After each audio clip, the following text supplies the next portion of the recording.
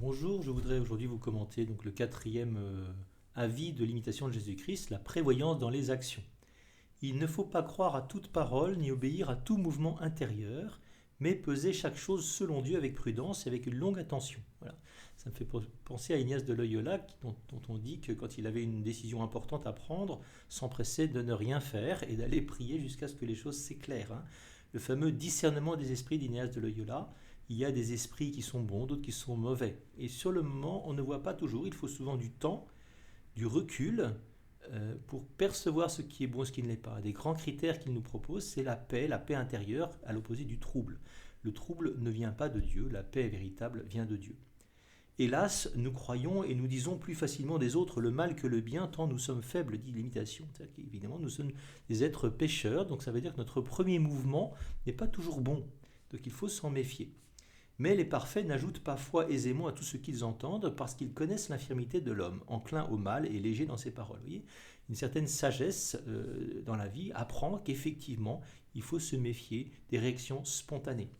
C'est une grande sagesse de ne point agir avec précipitation, par conséquence, de ne pas agir avec précipitation, la fameuse expression française qui consiste à tourner cette fois sa langue dans sa bouche avant de parler, mais qu'on pourrait transposer aussi à notre comportement contemporain, où nous avons des emails, des textos, et nous répondons assez facilement dans l'immédiateté. Et clairement trop vite. Autrefois, on avait des lettres, donc on avait le temps. On écrivait quelque chose, ça mettait du temps pour arriver, et puis on ne le postait pas avant le lendemain. Voilà. Eh bien, laisser reposer une réponse, surtout quand elle est un petit peu difficile, un petit peu qu'elle nous a un peu agacé. Voilà. Prendre le temps de la distance et du discernement pour dire les choses de manière juste et donc avec charité.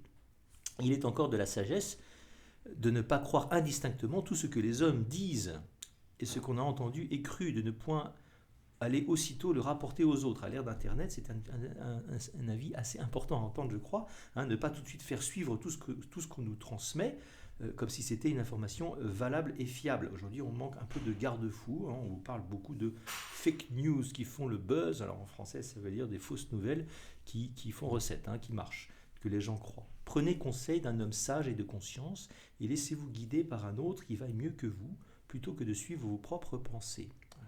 Une bonne vie rend l'homme sage selon Dieu et lui donne une grande expérience. On a besoin de ces personnes anciennes, d'expérience, qui ont le recul, qui ont cette capacité de dire attention, si j'étais toi, j'irais pas trop vite. Attention, voilà. S'appuyer sur des gens d'expérience, c'est important d'en avoir autour de soi.